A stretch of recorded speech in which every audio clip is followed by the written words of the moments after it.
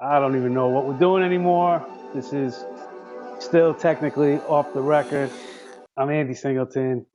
That's Tehol Beddict. That's Ralph Lifshitz. We're here to talk football. Sorry for not having a show last week. We kind of wanted to transition. This is going to be probably a lame ass episode. I'm not going to go crazy and do all these, extra graphics or cutaways or things like that. So pretty much you're just going to see us talking.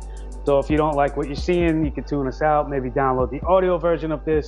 We want to give you a message. We want to tell you we are going to slowly start to transition away from football and into baseball, which is Ralph's strength and forte, and Tehol and I are both pretty adept at. Reason being is football season is pretty much over fantasy wise. We're in the playoffs, and now that should mean it's a second season, so it's not necessarily over. But as far as like building your team and things of that nature, you pretty much have what you have. So, any start sit questions, things like that, you can ask us that on Twitter. I don't think we need to do a whole show on a weekly basis dedicated to guessing what your lineup is and things of that nature. So that's why we're going to start transitioning to baseball for those of you that do play fantasy baseball, and try to help you kind of know what to expect when your draft comes around and start to construct that. So before I get into all of this week's football stuff, I want to thank everybody who has been participating in our DraftKings weekly challenges. We got another one going this week, so make sure you look and sign up for that. The link will be in here. Other than that, what's up, guys? What's up with you? How's everything? I feel like we haven't seen each other since Thanksgiving. So, anything new in the last couple of weeks? Yeah, it's a reunion. I got pink eye, still getting over pink eye. So everybody be happy that we're not in the same room because it's pretty disgusting and just in general gross. It's a side effect of having, children. They get you sick all the time with disgusting stuff. What's up with you, superstar? Oh man, dealing with a couple just tragic things going on, but we're gonna push through. We're gonna push through. Pink eye, yes, I remember when I had pink eye. I was probably 20 years old. Every single one of my friends were passing blunts around constantly, over and over and over again. Even with guys that pink eye, we're still smoking. You can't put the weed down because it's that real, because it's that fire. And we all just took it like, man, took the pink eye. It's disgusting. You wake up, your eyes crusted over. It's really nasty. I mean, I really couldn't even imagine. It's truly disgusting. I'm sure Ralph got it from like a strip club, though. Ass cheeks spread across his face. Stop trying to blame your kids. All right. Well, let's get to some information that might actually help people and not just talk about our personal lives. We got a question geared towards the old format of this show, which with the head-to-head stuff of Adam Thielen versus what was it, Cole Beasley? Is that what I said? Colby? All right. Facts. So, of the two receivers, both of whom may be available for some of you to pick up off of waivers, which is the better option, especially for this week in the first round of the playoffs? By the way, real quick, before we touch on that, how did you guys do with your teams? Because you guys know, we talk off the air, obviously. I had pretty much a 500 season across the board, and I just got eliminated. Monday night, I tweeted when the Jets security Jersey State Troopers tackled the two kids that were streaking. Those were basically two of my fantasy teams at the same time getting tackled out of the playoffs like that. So it felt very real for me. I had a great year, obviously in the Dream League or whatever the hell we're calling that now. That we stopped shooting those videos for. I couldn't run the table. I did lose to Stacey Stern last week, but I like to think that I went the Tony Dungy route, and my players were taking a week off. They weren't trying to find the end zone. That's why I lost. She had a great week. She put up like 174 points, but highest scoring team in that league. I finished 11-2. One of my best fantasy football seasons in quite a while. I had two other leagues. One's my longtime league with all my buddies from college and high school, work, all that sort of stuff. Kind of accumulated. It's a 14-team league. Stuck it in the playoffs. 8-5. Had a solid season, and it's the first time I made the playoffs in this league in probably 3 years now after having a few seasons where I dominated. And then I had a new dynasty league that we started up. I had the highest points scored in the league by about 110 points. Ended up finishing 6-7, and had like the highest points against by like 250 points. It was just an absurdly unlucky year. One of those times where you have a great team, you do all the right things in terms of drafting, picking people up, but it just seems like everybody I played against had their best week against me, So it's a little rough. I hear you. Well, I wasn't expecting that segment to go that long. So let's get back to the topic at hand of the players. I'm going to lead this one with Mr. Beddict. As a former white receiver yourself, who do you feel more in tune with, Adam Thielen or Cole Beasley? Well, I'm definitely more of a Thielen type just because he's a little bit bigger. He's not a little weenie like Cole Beasley. I'm not never that kind of type of player. I was more like a tight end, kind of that kind of dude, trucking people, still blazing by people with my incredible speed. So Beasley, I was never the kind of dink and dunk little slut guy hide in the weeds. That's not my style. So I'm more on par with Thielen. But who do I like better? I like Beasley better. Watching him better. Thielen is nothing really special to me. He's a solid football player. Hopefully, for their sake, Treadwell becomes somebody who can figure out how to run a correct route every once in a while so he can stay on the football field. It's disgusting. It's embarrassing. It's pathetic. You're a first-round pick. It's a joke. It's tragic. I don't ever want to see that again. But Thielen, yeah, he's a cool number 3, 4 number receiver on the team, and he's doing a decent job there. Who would I want to start this week? Who's Minnesota play this week? Minnesota plays Jacksonville.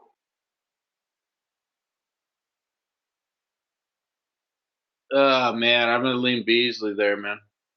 All right. Well, I would also add that you probably are more like Beasley with all the pranks that he pulls.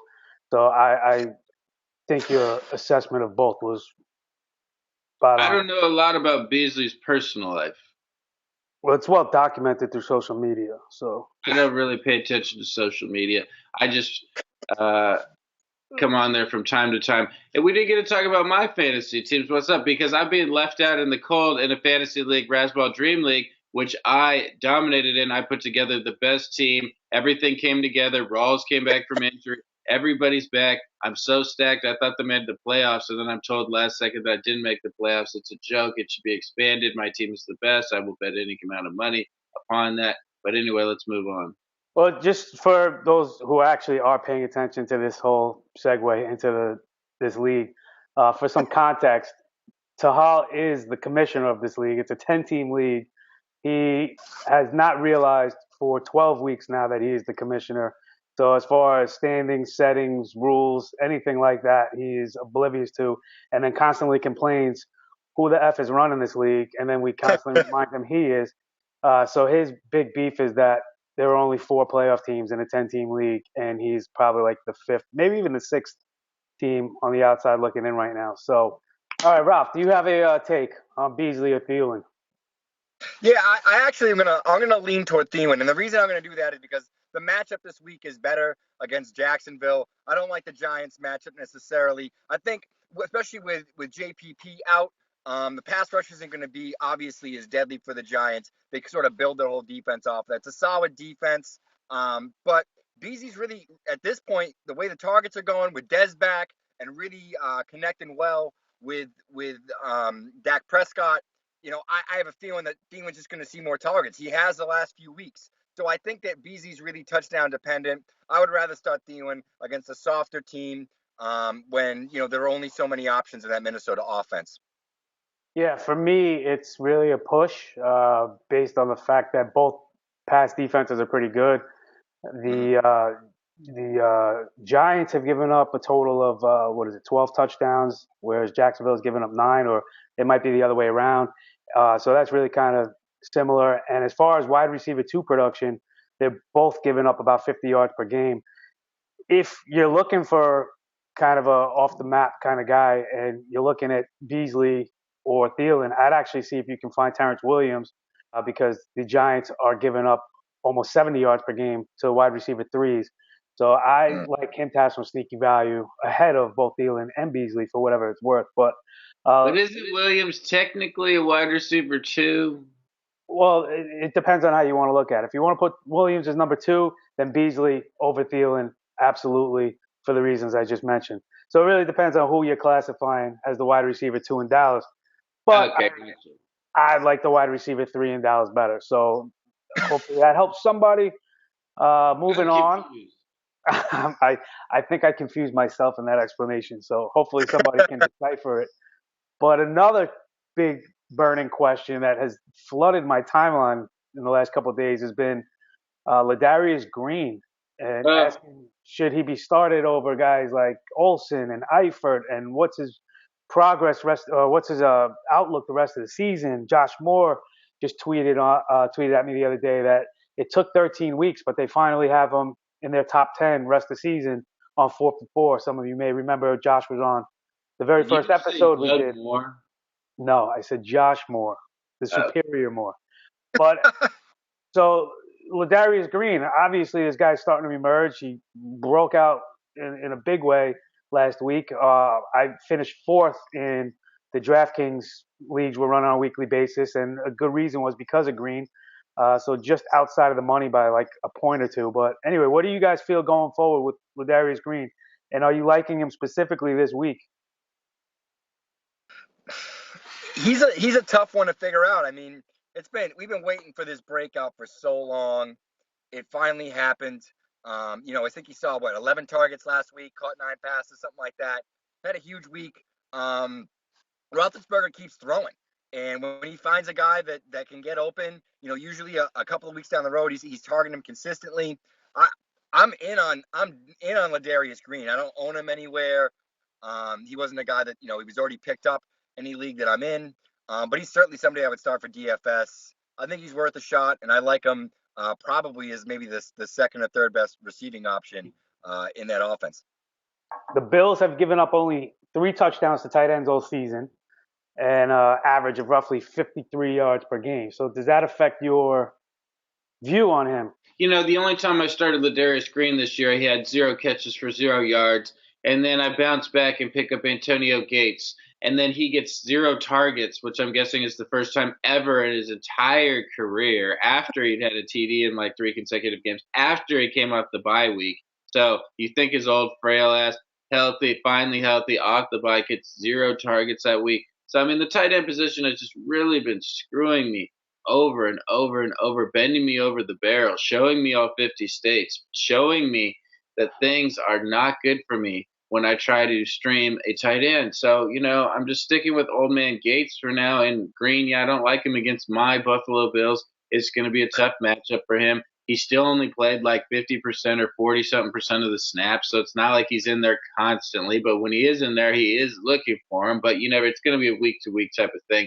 I'm not sold. He's still a decent flyer if you don't have a consistent tight end. But as far as starting him over Olsen or something, I'm still not ready to do something that reckless. Can you just lift up your sweatshirt for a second? Show the audience. What? Right. No, I was just looking at the Buffalo Bills logo on your chest. So Ladarius Green shows you all 50 states and the Commonwealths. And you're not liking him. All right. I personally don't love him this week either with this matchup. So for anybody who's thinking Ladarius Green over guys like Olsen, Eifert, things of that nature, yeah, I think you're reaching a little bit. The 5 tight ends I like this week most are Witten, Fedorowicz, Barnage, Ertz, and Graham, for whatever it's worth. What are some of any specific guys that you think need to be mentioned? Kind of piggybacking off the tight end thing, I know that there are owners like myself that have lost Gronkowski, unfortunately, over the last couple of weeks. I think Dennis Pitta is going to be a good play. He had a big week last week. Patriots defense, I know that they made the Rams look bad, but everybody should make the Rams look bad because they're an awful offense with a rookie quarterback. I wouldn't be shocked if Pitta ends up having a nice breakout again this week. It could potentially be a nice fill-in for folks that own Gronk and are looking for some tight end production, in the first week of the playoffs. So my big targets this week, I've been kind of flip-flopping around on all these receivers as I've had, like I mentioned, Watkins and Jeffries suspended. So I've been kind of mixing and matching. One of my discoveries has been Kenny Britt, who's now the 21st receiver in my league. So, yeah, he's borderline top 20 receiver, very under the radar. You're obviously not going to be able to pick him, but I did just pick up Rouse Boy, the rookie, Mitchell this week. Everybody had, and their mom has him probably as the number 1 pickup of the week or whatever. So it's not like I'm giving you some kind of interesting information, but I did just swoop him up. I hate Thursday night football, man. So I'm scared. Tyreek Hill, his usage scares me. Macklin's coming back. He could either blow it. He got no kick. I get kick return yards. He had 0. Didn't even get an attempt at a kick return last week. It's just So painful. But yeah, I mean, as far as people targeting the rest of the year, yeah, I mean, the Mitchell site, especially with Gronk out of there, and other than that, we're just gonna have to play it week to week, and you're gonna have to dig deep. I'm going to give you two guys, and this is more for a DFS scenario because the first guy I'm going to talk about is Jared Goff, who everybody was making fun of all season, then lit up the Saints. Now he gets the best matchup for a quarterback all week playing the Falcons. And I truly believe in Goff. I thought he was the best quarterback in his class. I think he had an unfortunate week playing against the Bill Belichick scheme defense, against the rookie, facing things he's never in his life even imagined he'd see. So that's where you get all the awfulness from it. But I think going into Atlanta, he bounces right back, and it looks similar to what he did against the Saints. So I really like Jared Goff this week if you're looking for a low budget kind of guy. The other guy that really, I don't know if people are going to talk about enough because there's a lot of worry with him, is Sammy Watkins. And obviously the Steelers defense sounds tough, but they give up a league worst 92 yards per game to wide receiver ones. So if Watkins is playing, he's the number one receiver for Buffalo. And I like him to have a lot of success this week, where a lot of people probably won't be looking or will be scared or timid to take him. So there are two guys I think you can look a little deeper into. Add on Goff, having watched him, watched that whole game. Obviously, I'm a Patriots fan, so I watched every play, every second of it. That first interception went off of Hendricks' hands. That was a well-thrown pass. He probably had 4 or 5, 6 drops in that game, so a lot of that poor play should go on to the receivers as well. He actually didn't play all that poorly. Another guy I've been looking at, two guys I want to mention, probably both DFS plays. I'm not so necessarily sure you want to start them in a 12-team head-to-head league, when it's your playoffs. But Marqise Lee, I know that obviously the Vikings are a great defense or a very good defense. He's been seeing a ton of targets. I think he's been averaging just about 8 targets per game over the last 5 or 6 weeks. He's seen a lot more volume in that offense. He might be a decent punt play. Another guy I wanted to mention who's coming back off of injury is Shane Vereen in PPR leagues. They need something dynamic. The Giants are going to be playing for their season more or less. It'd be interesting to see how Vereen is used. I don't have a lot of faith in McAdoo and that coaching staff in general, but it should be interesting to see if Vereen back in the mix can see 10 targets, potentially hit the end zone, and help you in a PPR league. So I think those are two guys you can take a look at as well. Macadamia. Any other things you guys want to discuss, mention? This might be our last football show, so anything you want to... I mean, yeah, that's sad to say. I mean, it's just like I'm excited to get back to baseball. We used to have just as many views or more views on our baseball show. I'm pumped to get back into it. Ralph claims he knows more about baseball than me, or at least likes to throw it out there constantly because he spends 4 hours a night reading about 16-year-old Cubans. And I'm just don't have the time for that right now, even though Ralph somehow makes the time. He has 8 kids and big time job and all this stuff, and still finds time to pan through and comb through all these Latin males throughout the world. It's incredible. I'm excited to have him on board, so maybe we can learn some stuff from him. Yeah, just to be clear, the research on 16-year-old Cubans is not baseball related. It just has trickle-down effects that helps him with his coverage. So right. Sometimes their boyfriends are baseball players, man. What can I say? Just to be clear. Anyway, I think that will do it. We'll keep it nice and short and sweet this week. If you have any specific questions, don't forget to hit us up on Twitter at People's Pen, at Ralph Lifshitz BB, and of course at Lord Beddict. We're probably going to start up again with another video next week, recapping the winter meetings for baseball and what the ramifications of some of the trade movement and free agent signings have been. Talk about these Boston trades. We should have got a section on that this week. We'll do it next week, though. Do it next week with another show for a different audience. Some of you might want to be a part of that, though, as well. So, like I said, hopefully you're in the playoffs. Hopefully you're doing well. You had a successful season. Hopefully some of our information has helped you. And don't be afraid to jump into our DraftKings challenge this week. We got a 25-man opening. I'm not sure how many spots are available at this point, but you can find the link in the description. Don't forget to subscribe to the channel, leave your comments, and thanks for being a part of this. We'll see you at a later date.